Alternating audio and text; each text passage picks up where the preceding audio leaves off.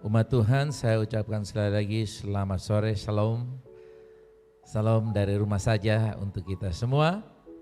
Puji Tuhan.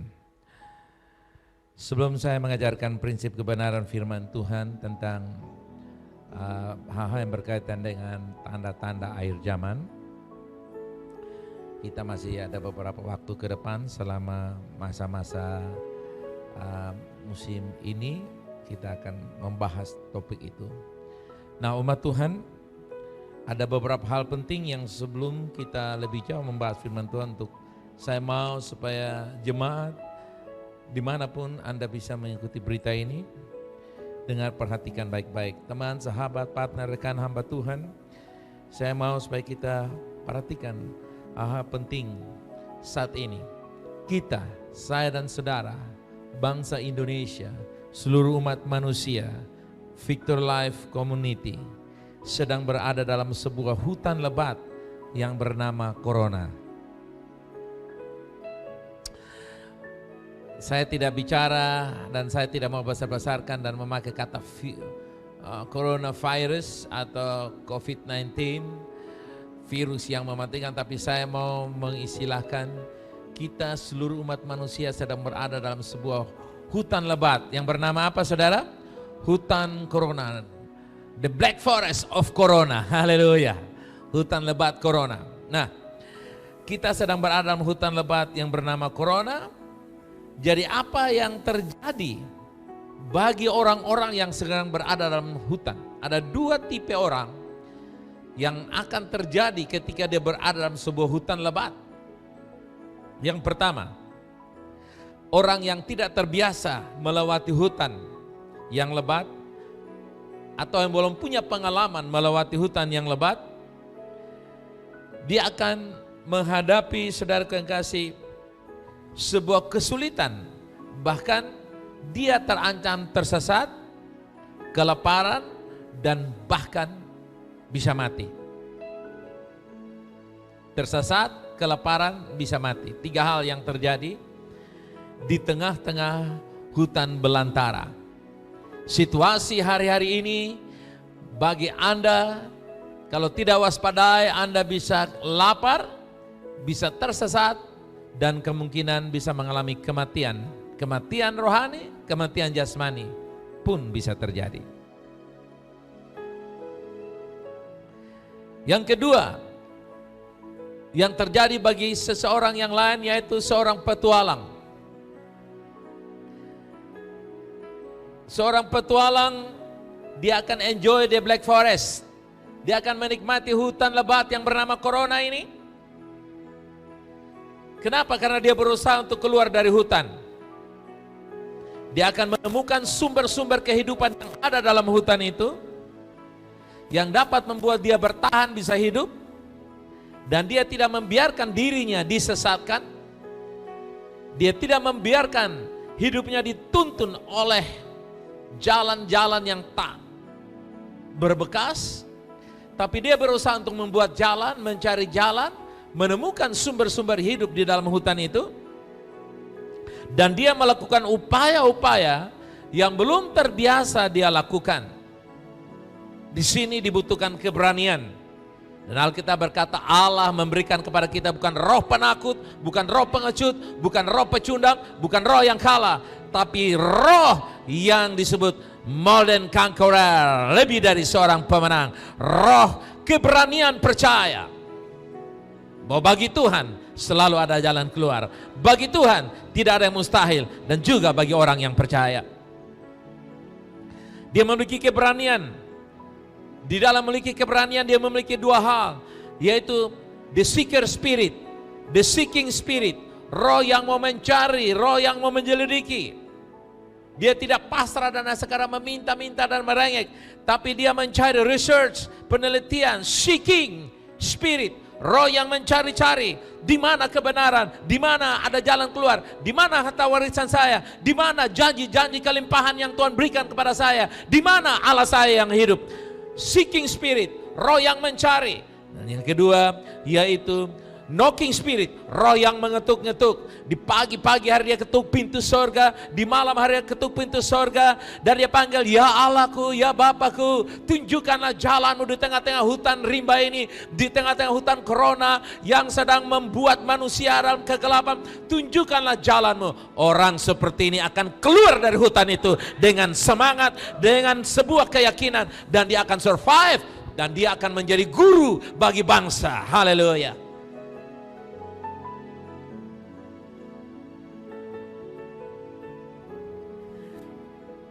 Petualang, dia tidak akan menyerah, tapi petualang melewati hutan lebat, the Black Forest, dia akan menikmati kesulitan.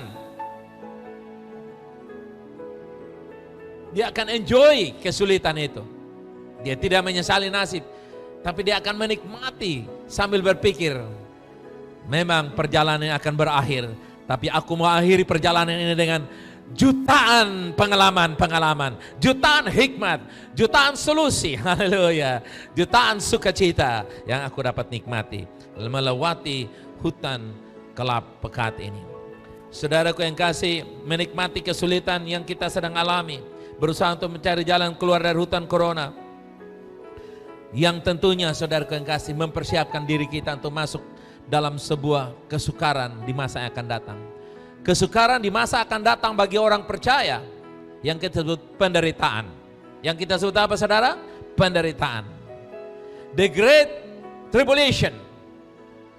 Penderitaan besar. Pada waktu Antikris memerintah seluruh dunia, orang percaya akan mengalami The Great Tribulation. Penderitaan yang besar, aniaya yang besar.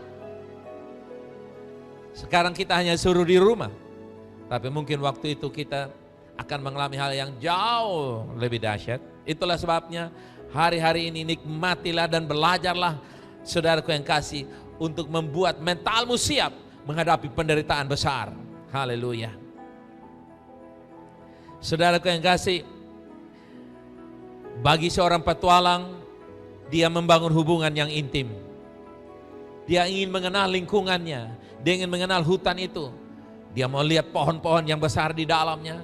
Dia mau cari tahu, saya melewati sebuah sungai yang besar dalam hutan itu, atau mata air, atau saya melewati tempat-tempat yang berbahaya. Dia mulai mengenal di sekitarnya sambil dia melihat ke atas. Di manakah cahaya bulan? Di manakah cahaya bintang? Di manakah cahaya matahari? Bapak Ibu jemaat Tuhan, VLC, rekan sahabat, di tengah-tengah hutan corona ini, mari kita melihat ke atas, karena Tuhan sedang melihat ke bawah. Waktu Tuhan melihat ke bawah, Anda lihat ke atas, mata bertemu sambil kita bersapa. Tuhan katakan, hai umatku, hai perwakilanku, jangan takut, aku menyertai engkau. Keluar dari hutan ini dan beritakanlah Injil. Haleluya. Belajar melakukan apa yang belum pernah serius kita lakukan sebelum hutan corona ini kita masuk. Belajar untuk melakukan sesuatu yang serius. Sesuatu yang saudara belum pernah coba dengan serius, hari ini mulai coba dengan serius. Mungkin itu IT, teknologi komputer, mungkin itu sistem-sistem pertanian, pengairan, atau sistem pekerjaan apa saja yang sebelumnya saudara pikir, saya nggak perlu lakukan itu, income saya sudah cukup, saya sudah punya penghasilan yang cukup. Nah, hari-hari ini pasti Anda mulai mengalami yang namanya tanda kutip kurang, bukan? Nah, disinilah Anda harus belajar melakukan sesuatu yang belum pernah serius Anda lakukan sebelumnya. Atau lakukan sesuatu yang belum pernah sama sekali Anda melakukannya. Dan hari ini saudaraku, dengar baik-baik, catat ini. Tuhan sedang membangun suatu budaya baru dalam umat Tuhan. Budaya yang terhilang Tuhan sementara kembalikan. Kalau hutan corona tidak membuat kita lebih dekat dengan Tuhan, Anda mau hutan apa lagi? Jawab saya. Itulah sebabnya hari-hari ini Tuhan sedang mau membawa umat Tuhan membangun budaya yang baru di dalam umat Tuhan di seluruh jagat raya di planet bumi ini. Yaitu hubungan yang tidak terbiasa dengan Tuhan. Budaya membangun hubungan atas umat Tuhan dengan Tuhan. Rasa lapar dan haus akan Tuhan sedang melanda umat Tuhan. Lepas dari hutan corona ini Anda akan lihat satu lawatan haus yang luar biasa. Orang akan benar-benar mempersiapkan diri dengan baik. Kenapa? Mereka sudah kapok melewati hutan ini. Dan hutan ini hanya bersifat sementara saja, saudara kekasih. Yang mengerti ilustrasi ini bisa katakan amin. Anda dapat sesuatu sore ini?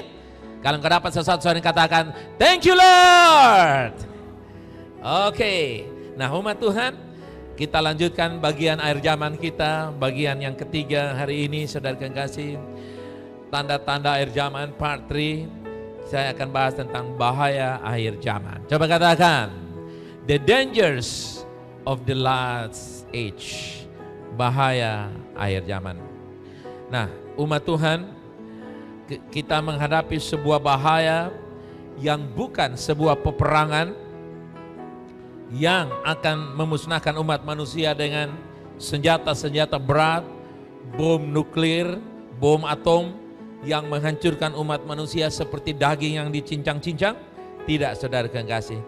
Tapi kita menghadapi sebuah bahaya besar yang namanya COVID-19. Kesehatan sedunia pada tanggal 10 Maret,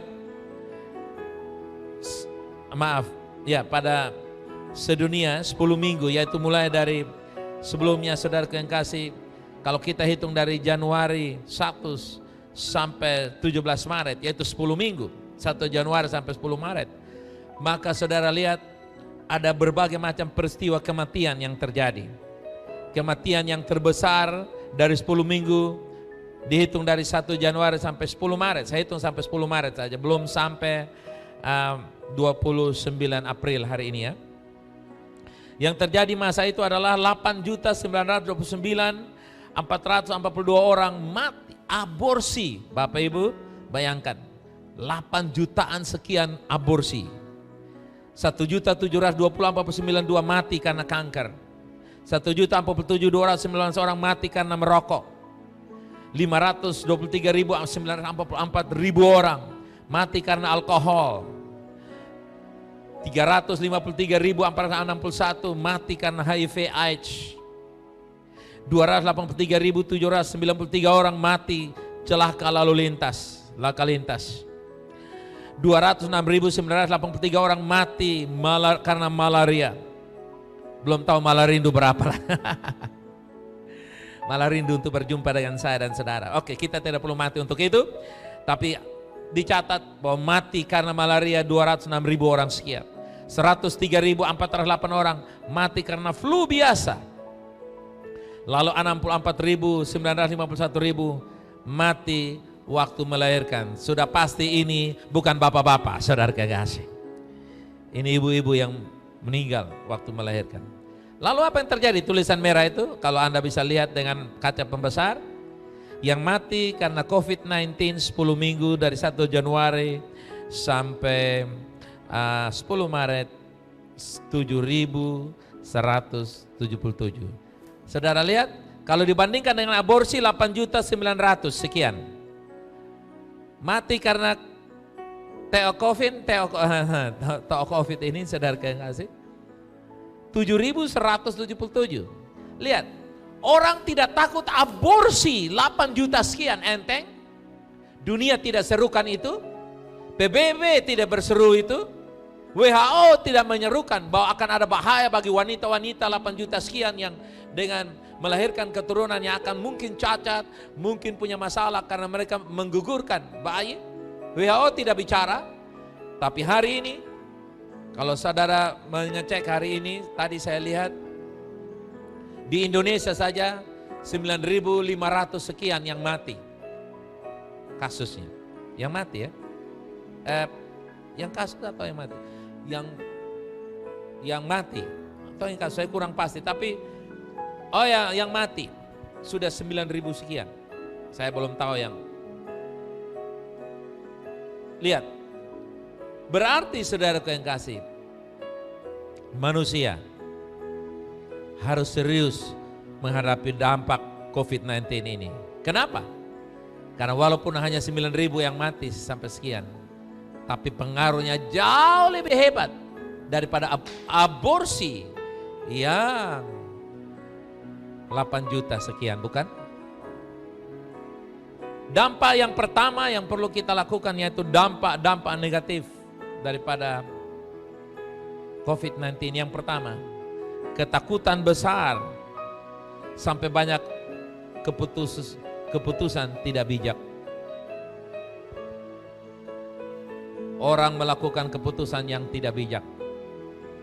Pak Jokowi bilang keputusan memilih yang terburuk di antara yang buruk-buruk. Sulit membedakan antara pulang kampung dan mudik. Saudara lihat banyak orang mengalami ketakutan sampai melakukan keputusan-keputusan yang tidak bijaksana. Manusia dalam keadaan bahaya. Manusia dalam keadaan teror karena COVID-19 ini. Yang kedua, penghancuran ekonomi dan kestabilan politik dunia. Betul ya saudara? Jangankan kita bicara politik keuangan dunia. Hari ini aja saudara lihat keuangan kita, income kita. Terasa bukan? Penghancuran ekonomi terjadi. Tidak ada lagi produksi dari Cina. Karena kebanyakan Cina mensuplai semua kebutuhan seluruh dunia. Politik, ya. Sementara Indonesia presiden, wakil presiden, para menteri, gubernur sampai kecamatan, ke desa berusaha untuk memutuskan mata rantai COVID-19 ini supaya jangan menular. Ada sekelompok orang menista dan ingin supaya merobohkan pemerintahan Jokowi, mengolok, menista, ya, mengata-ngatai. Saudara lihat, ini terjadi, dampak yang terjadi, pengaruh kestabilan di mana-mana. Amerika yang hebat, saudara lihat hari ini tergoyang.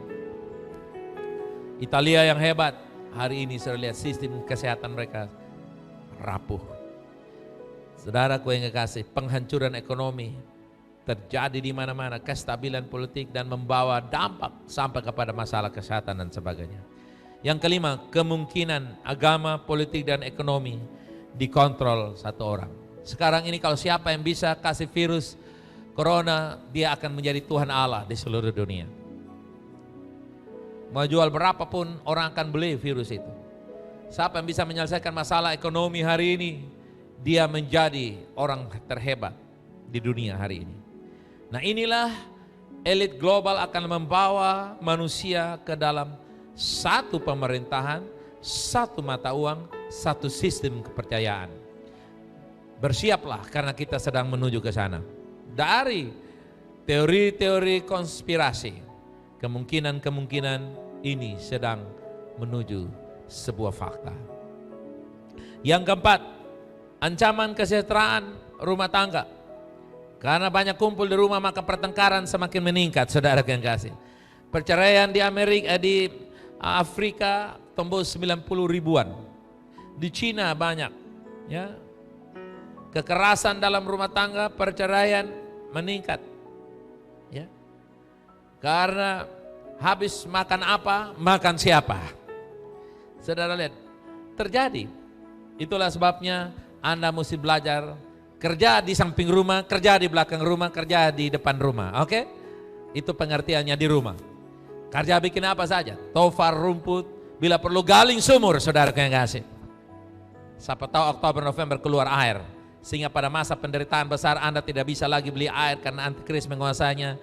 Di rumahmu sudah ada sumur, walaupun 100 meter, tarik pelan tapi dapat air, tarik kasih turun jam 6 pagi, sore baru dapat. Puji Tuhan.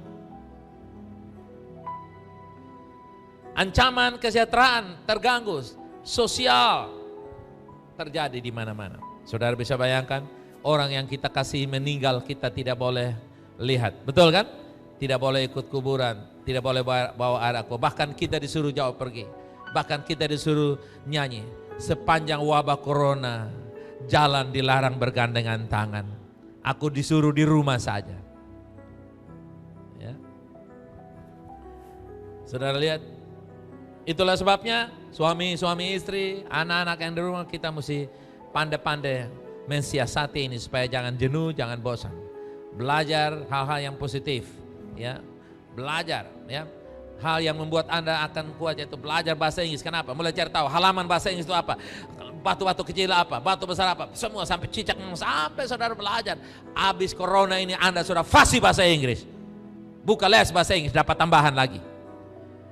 Ya. Jadi mesti lakukan apa saja. Jangan biarkan kejenuhan, bosan, bertengkar lalu saudara kasih, ya. Ada pertanyaan-pertanyaan yang mengasah otak, itu juga baik. Bisa juga Anda bisa pakai, ya. Tingkatkan kemampuan kita, kapasitas kita, capability kita. Oke? Nah, jangan biarkan kita dihancurkan oleh tantangan, tapi kita menaklukkan tantangan. Oke? Menaklukkan ancaman. Yang kelima, kesempatan untuk roh antikris bergerak. Ya, ada dua kemungkinan. Kalau Anda tidak mencari Tuhan, Anda mencari hantu di kesulitan ini. Di tengah-tengah hutan Anda mempercayai Tuhan atau mempercayai hantu? Yang keenam, tetapi untuk orang percaya ada masa kairos. Haleluya. Ada apa saudara? Lihat saya. Kairos adalah berasal dari, atau kairos lahir karena ada kronos, kronologi kecelakaan. Diawali dengan dia membawa mobil keluar dari rumah tanpa melihat ke kanan atau ke kiri. Dia langsung membelok, dan ketika dia membelok, dia menancap gas.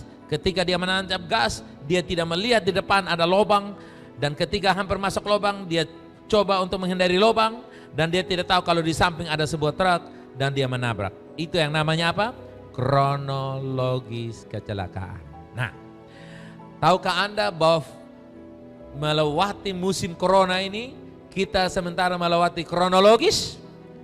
Bersiap-siaplah. Nah, pada waktu kita menceritakan kronologis kecelakaan itu, tabrakan itulah yang kita sebut kairos. Jadi sebelum ada tabrakan, ada ceritanya. Nah, demikian pula masa kesulitan saat ini, orang percaya, bagimu dan bagiku harus bersiap-siap masuk dalam sebuah kronologis, yaitu apa? Penggenapan janji-janji Tuhan untuk saya dan saudara. Penggenapan janji-janji untuk hidup saudara. Penggenapan janji Tuhan untuk bangsa kita, negeri kita, kota kita, karir kita, usaha kita, impian kita, pelayanan dan jemaat kita, hidup kita. Yang disebut kairos. Masa tumpahnya berkat, masa tumpahnya datang jawaban, masa masalah itu terselesaikan, hidup keluar dari sebuah tantangan besar. Kronologis melahirkan kairos. Coba katakan demikian. Kronos melahirkan kairos. Itulah sebabnya hari-hari ini saudara yang kasih, Anda harus punya seeking spirit, roh yang mau mencari tahu. Jangan tidur terus. Bangun pagi, doa, ikut bersama. Itulah sebabnya VLC selama musim corona ini, selama melewati hutan corona ini, kita doa pagi, haleluya. Kalau tidak ada yang khotbah, saya khotbah. Tidak ada yang berdoa, saya berdoa. Tidak ada yang menyanyi, saya menyanyi. Tidak ada yang musik, saya main musik. Dan saya masuk surga sendiri, jangan ada yang masuk-masuk. Itu dia, haleluya, amen. Sampai apa? Terbangun karakter dalam diri kita. Dan saya percaya bagi Anda yang siap menerima kronos janji-janji Tuhan, Anda tidak punya waktu mengeluh di masa ini. Saya tahu masa ini tidak sulit tidak gampang kita lewati. Masa sukar dan sulit. Anda biasa punya beras makan buang-buang, tapi hari ini sampai piring Anda makan sampai bersih. Bila perlu berdoa supaya piring jadi hamburger, saudara yang kasih. Anda akan melihat bahwa 100 rupiah, 500 rupiah, 2000 rupiah itu uang. Ini masa bangsa. Kalau Anda melihat ini, persiapkan untuk masuk. Katakan, saya siap untuk menerima kronos. VLC siap untuk mengalami kronos, yaitu penggenapan waktu Tuhan, janji Tuhan. Haleluya. Daniel 9 ayat yang ke-24. 70 kali 7 masa telah ditetapkan atas bangsamu dan atas kotamu yang kudus untuk menggenapkan penglihatan dan nabi. Nubuatan ini hanya akan digenapi bila mana semua pesan para nabi, semua nubuatan dan penglihatan sudah selesai digenapi. Pengenapan nubuatan-nubuatan itu merupakan persyaratan untuk kedatangan Yesus kembali. Yesus hanya akan kembali bila mana semua yang Allah janjikan dan semua yang sudah dinubuatkan sudah genap. Misalnya, firman Allah sudah menubuatkan bahwa Injil harus diberitakan di seluruh dunia kepada setiap suku bangsa, baru akhir zaman tiba, bukan? Matius 24 ayat 14. Injil kerajaan ini akan diberitakan di mana? Di seluruh dunia. Menjadi kesaksian bagi semua bangsa. Bangsa dalam bahasa Yunani etnos, suku dalam bahasa Indonesia. Sesudah itu barulah tiba kesudahannya. Jadi kesaksian, bukti, bukan cerita. Kita tidak lagi menyanyi Indonesia penuh kemuliaan, tapi kita akan melihat Indonesia penuh kemuliaan. Itu yang namanya kesaksian. Anda tidak lagi melihat kemuliaan, tapi Anda sudah menikmati kemuliaan. Hidupmu, hidupku, kita akan mengalami kemuliaan. Kesaksian bahwa Injil adalah kuasa Allah. Di semua suku, haleluya, kaum dan bangsa dan bahasa. Yesus belum akan datang kembali sebelum semua digenapi. Itulah sebabnya Anda jangan pernah berpikir musim corona ini kiamat, belum kiamat. Bilang kiri kanan, belum kiamat. Mau menikah bersiap-siaplah. Mau balas surat cinta, balaslah. Yang mau belajar, belajarlah. Tapi jangan buru-buru mati, jangan buru-buru kiamat. Kenapa? Kisah Rasul 3 ayat 21. Kristus itu harus tinggal di sorga. Sampai kapan? Sampai waktu pemulihan segala sesuatu seperti yang difirmankan Allah dengan perantaraan Nabi. Haleluya. Jawab saya, segala sesuatu termasuk politik, termasuk ekonomi, termasuk kesehatan, termasuk kita yang terkurung di rumah ini normal yang baru, new normal ini akan berubah, termasuk keuangan, termasuk ekonomi, politik, termasuk situasi apa saja, ya, segala sesuatu akan dipulihkan. Segala sesuatu akan dipulihkan, bermuara kemana? Bermuara, dipulihkan artinya mengembalikan kepada posisi semula. Tahukah Anda? Bumi pada awalnya dibangun Eden, surga ada di bumi pada awalnya. Dengan kata lain, Kristus akan tinggal di surga sampai surga ada di bumi ini.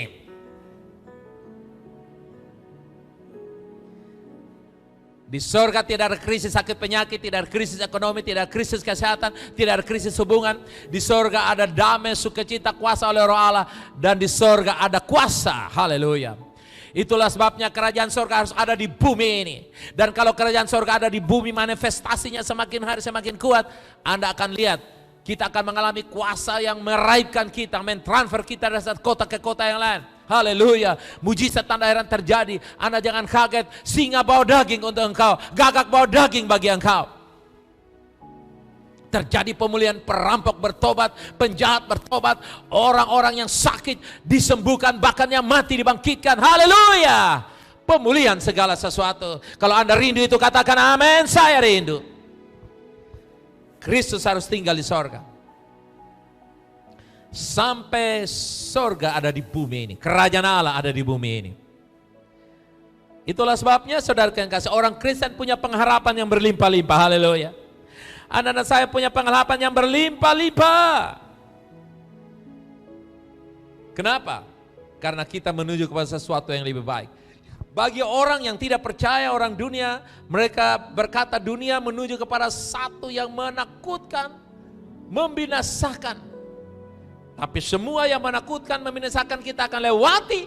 Dan pada akhirnya kita akan masuk pada sebuah kerajaan damai yang disebut the kingdom of God established on earth.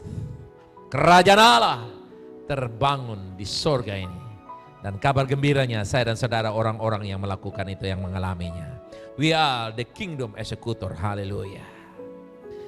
nubuatan-nubuatan dan penglihatan-penglihatan yang belum digenapi akan dinyatakan kepada kita. Itu sebuah pengharapan.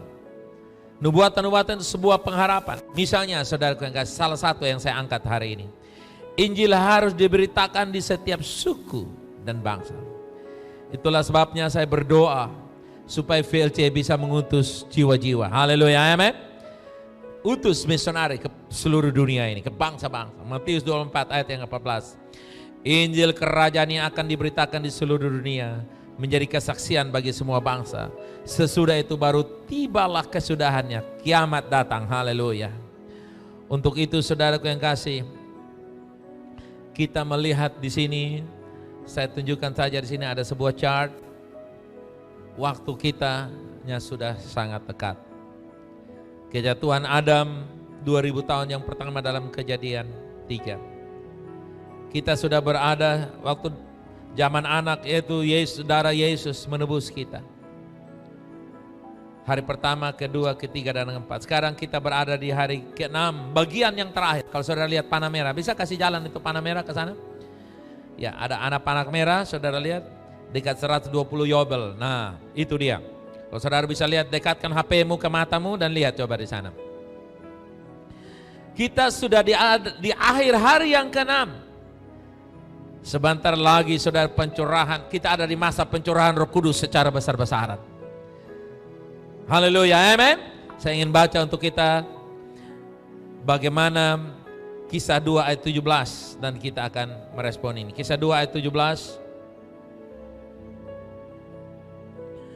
sampai 20.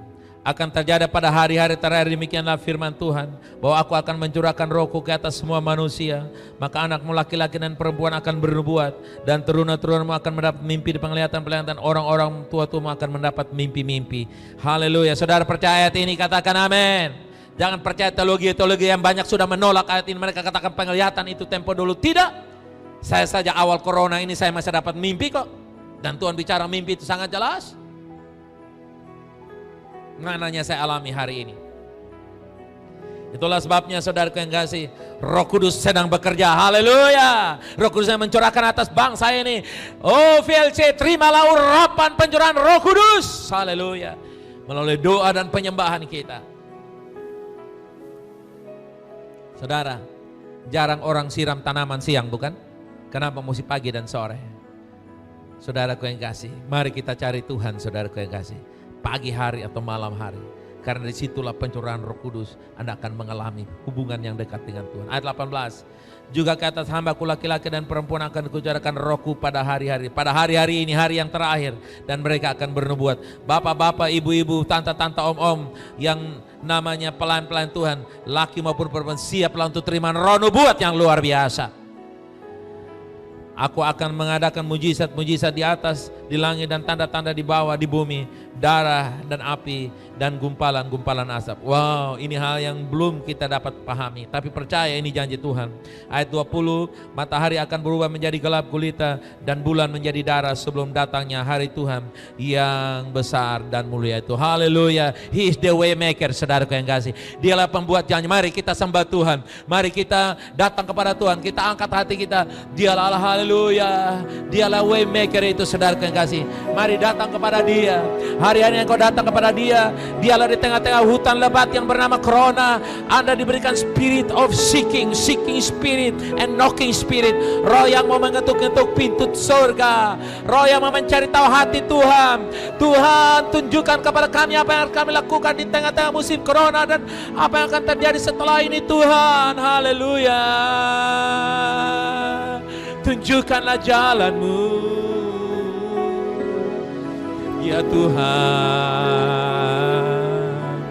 Tunjukkanlah jalan-Mu Bapa. Oh, tunjukkanlah jalan-Mu Tuhan. Allahku, Tuhanku. Tunjukkanlah jalan bagi Indonesia, bagi gereja-Mu, bagi umat-Mu Tuhan, bagi kami domba-domba-Mu Tuhan.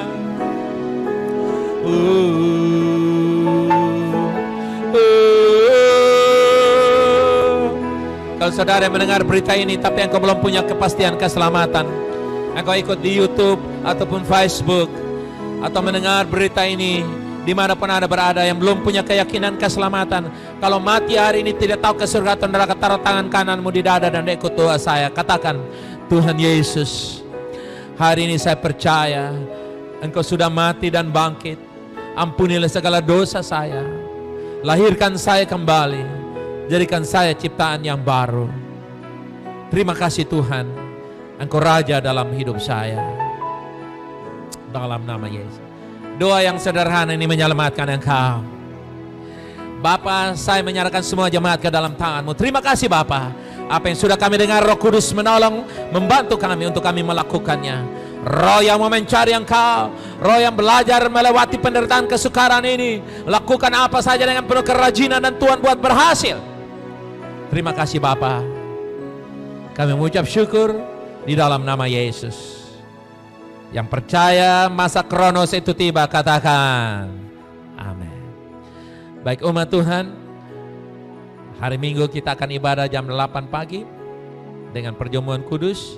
Saudara bisa SMS pesan berapa elemen anggur roti yang Anda perlukan. Semua harus keluar dari dalam satu tempat. Roti itu dari satu tempat. Dari tempat ini yang bisa dijangkau, jangkau.